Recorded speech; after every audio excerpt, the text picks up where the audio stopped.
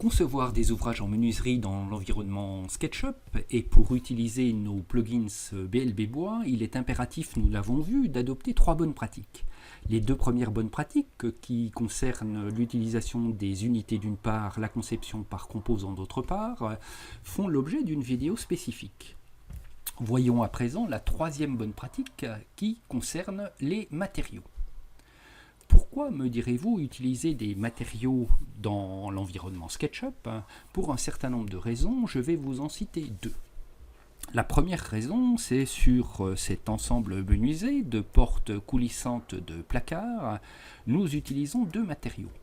Pour le bâti et pour les cadres de porte, il s'agit de hêtre, et pour les panneaux de porte, il s'agit de mélaminé. Avouez qu'il est tout à fait intéressant d'avoir ce type de rendu plutôt que un rendu uniforme qui ne nous permettrait pas de différencier les matériaux utilisés. La seconde bonne raison, vous allez la découvrir lorsque vous utiliserez notre plugin fiche de débit. En effet, si nous regardons le résultat que produit ce plugin, nous sommes ici dans un tableur et nous remarquons que l'ensemble des pièces en hêtre sont listées à la suite et nos 2 panneaux de mélaminé font partie d'une catégorie spécifique.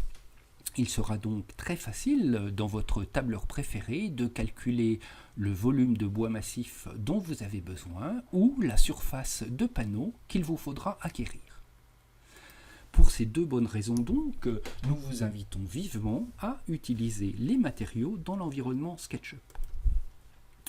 Comment affecter un matériau à un composant? C'est extrêmement simple, il suffit pour ce faire de sélectionner ce petit pot de peinture ici. SketchUp va nous proposer un certain nombre de bibliothèques et il suffit de choisir l'une d'entre elles. Remarquons au passage qu'un matériau est défini par 2 grandes caractéristiques, son nom d'une part, sa texture d'autre part. Je sélectionne l'un de ces matériaux et je l'affecte à mon composant. Si SketchUp est excellent en conception, il l'est un peu moins en rendu. En effet, si je choisis une représentation des faces ombrées avec texture, nous remarquons que le résultat est loin d'être excellent. Pour ceux qui chercheraient à avoir de bons rendus, il existe sur l'internet un certain nombre de plugins et de façons de procéder pour obtenir des rendus acceptables dans SketchUp. Ce n'est pas notre propos sur le site BLB Bois de faire de bons rendus, notre objectif est de faire de bonnes conceptions.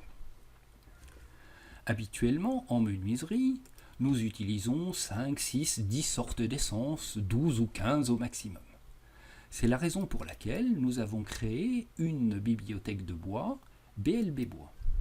Il ne s'agit pas de notre bibliothèque du site BLB Bois, mais de votre bibliothèque que vous allez pouvoir personnaliser comme vous l'entendez.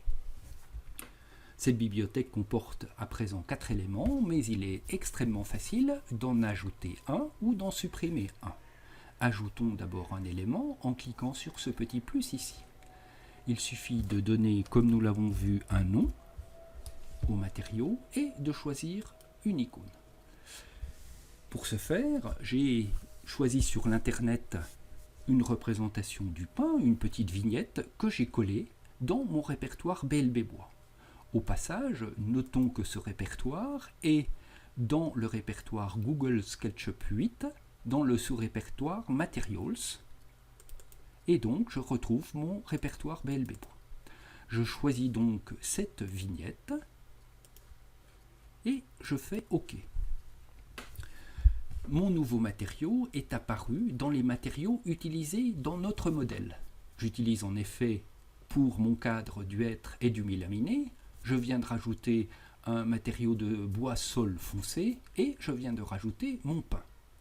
Pour copier ce pain dans ma bibliothèque, je sélectionne ce petit plus ici, je clique sur pain et je le colle tout en maintenant ma souris appuyée dans ma bibliothèque BLB Bois. J'ai donc très facilement rajouté un matériau pain à ma bibliothèque. Si je veux supprimer un matériau, c'est très simple également, il me suffit de le cliquer, d'appuyer droit sur la souris et de le supprimer. Si il s'agissait d'un matériau qui est déjà utilisé, SketchUp me prévient que ce matériau est utilisé et donc mon composant reprend sa forme initiale sans matériau. Voici donc la façon de procéder avec les matériaux dans SketchUp et avec la bibliothèque que nous vous proposons, BLB Bois. Cette bibliothèque sera très utile, nous le verrons, dans le plugin Pièces. A bientôt donc pour d'autres vidéos.